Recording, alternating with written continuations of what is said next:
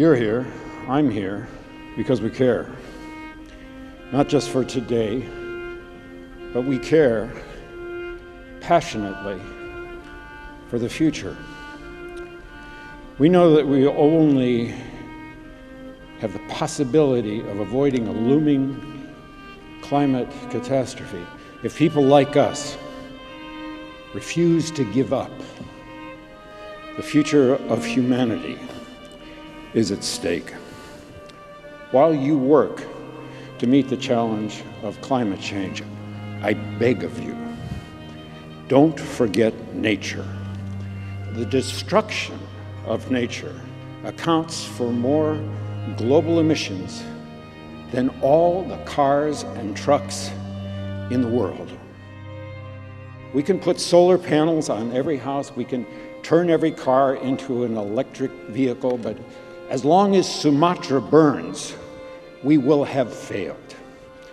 So long as the Amazon's great forests are slashed and burned, so long as the protected lands of tribal people, indigenous people, are allowed to be encroached upon, so long as wetlands and bog peats are destroyed, our climate goals will remain out of reach, and we will be shit out of time. If we don't stop the destruction of our natural world, nothing else will matter. Why? Because protecting and restoring forests, mangroves, wetlands, these huge, dense carbon sinks represent at least 30% of what needs to be done to avoid catastrophic warming.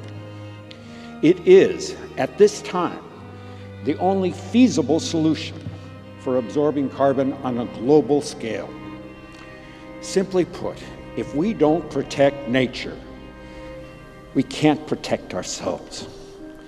This is what we need to do. We need to include nature in every corporate, state, and national climate goal. Put in place the plans, the timetables to meet those goals. Invest in mangroves and tropical forests in the same way invest in renewable energy. Work to end the destruction of these ecosystems. Commit to the effort in the next decade to secure them for the future. Pursue research in reforestation like we pursue research in carbon capture and storage. Set a goal to cut costs and increase scale dramatically.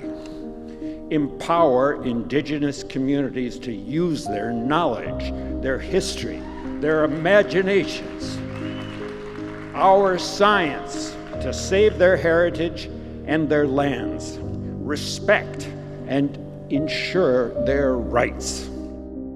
Stop, for God's sake, the denigration of science.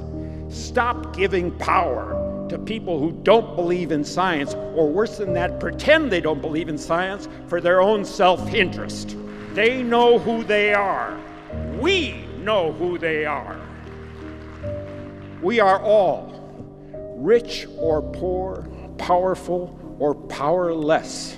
We will all suffer the effects of climate change and ecosystem destruction, and we are facing what is quickly becoming the greatest moral crisis of our time, that those least responsible will bear the greatest costs.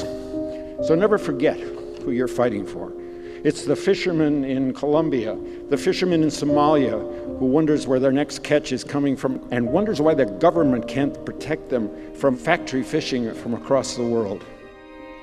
It's the mother in the Philippines who's worried that the next big storm is going to rip her infant out of her arms. People in California who are fleeing from unprecedented fires. People on the East Coast are facing the worst storms in recorded history. It's our own country, our own community, our own families. This is the core truth.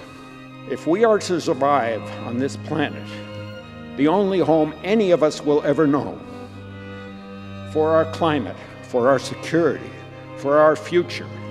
We need nature. Now, more than ever, nature doesn't need people. People need nature. Let's turn off our phones, let's roll up our sleeves, and let's kick this monster's ass.